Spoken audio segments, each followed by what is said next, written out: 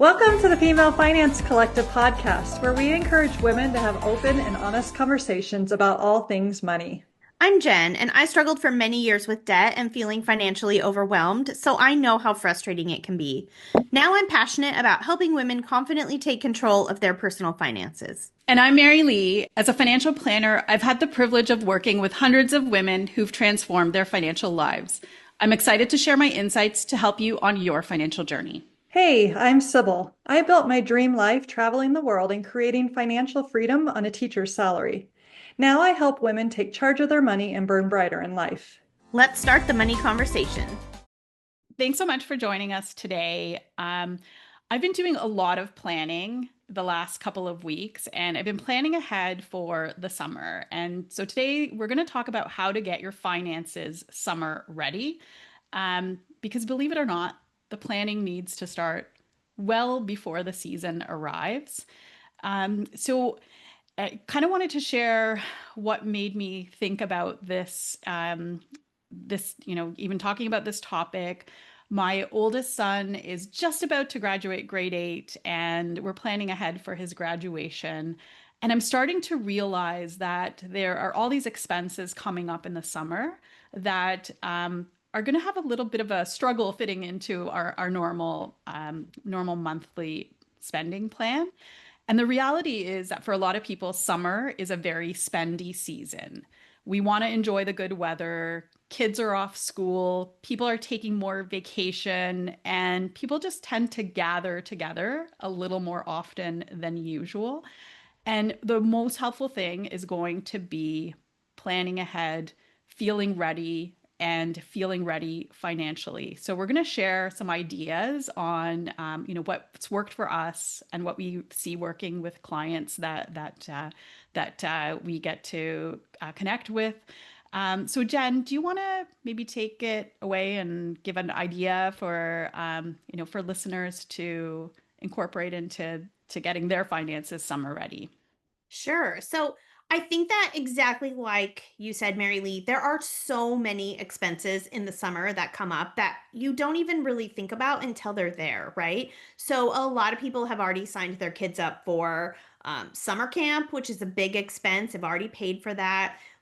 Childcare, if you continue to work while your kids are off from school. And then all of the fun stuff, right? There are more festivals and concerts and all kinds of things going on that really, really get expensive. So I love your idea of starting to think about it ahead so that August doesn't come or September and you're like, well, my credit card is maxed out. I feel terrible about all the money that we've spent. I mean, sure, we had fun, but it was crazy and now it's stressful. It's almost like the holidays all over again, right? Like you get kind of caught up in all of it and then you're just spending without really realizing it. When I was a teacher and I was off in the summer, I was single a lot of the years that I was a teacher. And so I would have all this free time on my hands and I would end up like going shopping or meeting my friends out more often. And it would really rack up a lot of expense for me that was overwhelming. And I didn't even do it on purpose. It wasn't even huge spends. It was just all these smaller things that ended up costing me a ton in the end. So that is also some other things to think about. What I think and what Mary Lee and I were talking about before we started recording is that it's really good to maybe just take some time and plan out your summer. Make some plans for specific weekends, maybe, so you have things to look forward to. Fun things are coming up, but also coming up with a list of things that are just fun that you all would enjoy doing that are low or no cost. I think this is something that if you have kids, you could do it with your family and make it a fun kind of. I know there are some families who create like a summer bucket list. So you could come up with a fun list together of things you all want to do. But you can also, even if you're a single or an older married couple or whatever you got going on, you can come up with a list of things that you want to turn to when you're bored. Right? So maybe there's multiple categories. Maybe it's like, I'm home and I'm bored. What do I do so I'm not tempted to go out and spend? Maybe it's, hey, we're going to have a whole weekend. What are some fun things we can do? Maybe there's a list for the weekends where it's like insanely hot and you really don't want to go outside because almost everywhere has like the crazy weekends where you don't, kind of create some categories pre-planning your summer. And maybe, as you were saying, Mary Lee, you have like a certain amount of money that you budget for these fun things. So you've got the free and low cost things, and then you've got your like special summer budget. Maybe it's just like $500 and you're going to use that for like your extra fun summer things. So if this is kind of like an overview. Do you have some? I know we also came up with a lot of specifics that we want to share Sure. to help you build this list. We're not going to end this podcast and then you're going to be like, oh, well, what kind of free things were they talking about? What kind of planning were they talking about? But we know that you end up spending a lot of money on summer clothes, right? You end up spending money on the activities and the things that you want to have at home for the summer. Like all of that stuff just really adds up. So we want to talk about the planning piece and then also the ideas for things that you can do to save money. Yeah, no, for sure. And just a couple of things to add to that list of kind of activities that are low cost or free. If you look at your community, so where you live, and just do some Google searching just to see what events are coming up. A lot of communities have completely free or inexpensive events, and jot those down in your calendar. And then the other idea I had is this is maybe where you use Chat GPT or AI to just give you some low cost ideas on what to do with your kids, like specific to their age group. And ask them to like get them involved and see what they have kind of as their wishes for the summer, if there's anything that's really important for them to do. When I did this, I realized that there was just no way we were going to be able to do all the things. And I do feel a little bit of time pressure because I have this kind of 4 year time frame before my oldest son could be off to post-secondary education. So I just don't know what his summers will look like, whether he'll have a job. Those are things that are hard to plan for, but I know I've got this 4 year time window and there's definitely some things that I want to do, but I want to check in with them too, because sometimes their ideas are really fun and they're really inexpensive and that works really, really well. Um, and then when you mentioned about planning for things, so I did this I guess over the past week. So I picked up my phone and started looking at summer clothes for kids. And of course, there's so many ideas, so many cute things. I put my phone away and then I went and actually pulled out all of their clothes, all of their summer clothes, had a quick look for fit, which when you have teenage boys is a very hard thing to do. I have to get them to try on like one pair of shorts and one t-shirt, and that is my size guide. If that outfit fits or if it's too small, then I use that as a size guide for everything else. But I realized that we already have quite a lot, and I'm sure I would have bought 10 to 20 items of clothing.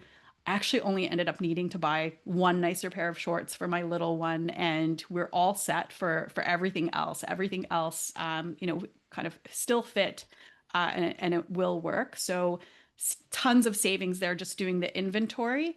The other inventory I did was go around the house and just see like, okay, what games do we have? Do we have things like, stuff to go and take to the park, like different balls and activities and stuff like that? Again, I realized like we already have quite a bit. So if I save in those areas, that money can go towards doing some fun stuff. Maybe going to different cities, doing a staycation, the things that wouldn't necessarily be in the budget, but I have a little more wiggle room just by doing an inventory and checking out what we already have. I think that's so smart because I know that I'm someone who will often buy stuff and then stash it away. I'll be like, "Ooh, this is on sale." Like, I don't have kids, but I can imagine being the one who like saw the sidewalk chalk on clearance in October and then bought it and tucked it away and then forgot about it, right? So I think that's really smart to like go around, and even if you don't have kids and you are an adult, I need to do this too because I was thinking, actually bought a couple of summer things because I was like, I know I need a couple things, but I almost ordered some more. And I very similarly to you, Mary Lee, went to my own closet and I was like, wait, do I already have a couple of these that I can use? Do I really need another black t-shirt? Do I really, whatever it was, little summer dress? And I thought I can get away with just getting a couple things and feeling like my wardrobe is great for summer rather than if I would have just bought from memory, I would have absolutely paid more. And same with activities. Yes, summer is fun, and yes, we want to get outside, but there's also nothing wrong with also having fun inside. So I know we enjoy doing puzzles, and we've got some puzzles we haven't done before that we could pull out and, have a fun Saturday working on that. I know that we've got some games that we don't often play that would be fun. So, also thinking about those types of things. What do you already have around your house that you all enjoy as a family or as a couple or even on your own? Is there a book you haven't read yet that you've already purchased that you could like go find a fun park and have a seat with a soft blanket and a cold drink and your book and just spend a couple of hours relaxing and hanging out? Like if you start to think outside the box a little bit and start to utilize what you already have and then thinking about what you enjoy doing. Do you enjoy reading? Do you enjoy playing games? Do your kids love to just go and run around? Like find a cool park you've never been to and go to the playground. Those parks with the splash pads and the like built-in, like they're like mini water parks. Some of them, right? They're huge, and you can go to one of those for an afternoon and then pack a picnic or have a cookout at your house and invite a couple friends over. Everybody brings one dish. That's still a fun get together. It's a fun gathering without spending a ton of money. And those, we were talking about this before, those are the memories that you remember, right? Oftentimes, I mean, yes, the big trips are always fun, but those connections and spending time and having fun with your family and your kids, those are the things that you'll really remember at the end of summer. Like, oh, we had so much fun. It wasn't just one week of a really good time. It was all summer was really fun. Yeah. And for those car rides, just being prepped with snacks, I was never very good at doing that. Like I did when the kids were little, and then there was this phase where they got very used to getting takeout or buying a drink at the convenience store. So now I come prepared. And it's, it took a little while. Like they would still ask for, the first bit, just can we get drive through? Can we get a frozen drink or whatever that looks like? But it's helped so much to just be prepared and kind of think ahead. The other thing is to think about who has birthdays or kind of those special occasions and just sit down, make a list and make a list of all the expenses related to it. So, if you're going to a wedding, it's things like the hotel, the gifts, for women, one of the areas that I always, tend to forget about is you're going on vacation. It's all the like self-care to get ready for vacation. So Mhm. haircuts, manicure, pedicure, all of those things. Like, do not forget that because those are real costs that do add up.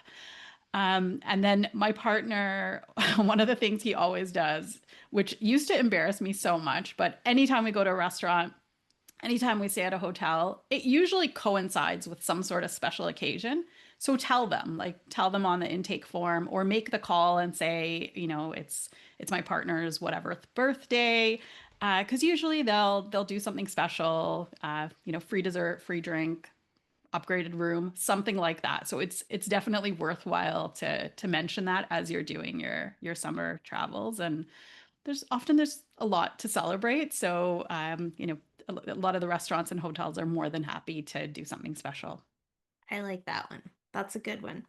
The other thing that I think is really important is while you're working your way through this year, this summer, if there's something that you think, man, I wish we would have made time for this, or I wish we would have saved money so we could have done this, start planning now for next summer. Make like a summer bucket list for next year and figure out how much money that might be. Like maybe there's a big city near you that you've always wanted to go for like a long weekend and just stay in a fun hotel and eat fun food and go to the sites or whatever, but you're like, gosh, I didn't really budget for that this year. Start planning for that next year. Decide like, hey, I'm going to put aside, 25 bucks a month so that when we get to the end of the year, I've already got a little bit of money stashed for this hotel or whatever it is. But create like your 2026 summer bucket list and then figure out some budgeting around that and then use that to start planning and saving for next summer. And then I know we've talked about you focusing on your why before because when you have a why for something, it makes it so much easier to stick with it. So if your why for saving that 25 or $50 a month is we're going to have that really fun weekend that we've been talking about for a whole year, it makes it easier to skip the like takeout food that week or, skip the extra black t-shirt, which is what I seem to feel like I need 47 of black t-shirts. To just like skip that extra little purchase because you're like, don't forget, I got my eyes are on the prize of that fun thing that we're planning for next summer. Or maybe you want to get one of those like big blow up pools because that would be fun. You can't really put a real pool in, but you could get one of those big blow up pools. But those are like a few $100. You're gonna start saving for that. Like think ahead and think what would be fun for next year, and then keep adding to this year's list as you see things. Right? I know that there are museums and places that have like free Friday or free. I just saw one that was like free on the first Sunday of every month. So keep your eyes peeled for those types of fun things. Like Mary Lee said, your neighborhood and community. Many areas have free concerts in the park on different weekends. I saw another place that they show a movie in the park. Like once a month, there's a movie during the summer, and that would be a really fun thing to do that's inexpensive. You could also have movie night at home, right? Make it fun. It will be cheaper than going to the actual movies because the actual movies is a fortune, but everybody could pick like their favorite snack. And then you like make a big blanket fort or whatever in the family room and have make an event out of the thing so that you're creating those memories without the crazy expense. Well, and as a parent, it can be challenging, like especially if you're looking at stuff on social media, you're seeing other people do these, wildly expensive trips and with their kids, or maybe they're going away for the entire summer. It can make you feel like you're not doing enough for your kids, and that's not true. Like it doesn't have to be expensive or, traveling out of the country for you to have a fun summer. And, specifically on the financial side too, is being responsible with your money. That's going to give you like a sense of freedom, that is way better than overdoing it and then having a very, very stressful fall, trying to kind of repay that. So, getting creative and thinking of ideas that really fit your family, fit your budget, and not letting summer ruin some of those other goals that you have for your life and finances. That's right. And if you do have kids, what I love what you were saying, Mary Lee, and you're also setting an example for your kids. You're showing them that it doesn't cost a fortune to have fun, that you're valuing time with family and time with friends and time spent together and those experiences over the things and the more expensive spends, because that really is what that like when I look back on my childhood, that is mostly what I remember, right? That I remember like the fun things that we used to do together at home. We used to play cards together, play games, and that's how I remember spending a lot of my time, and those are my fond family memories, the things that we did together.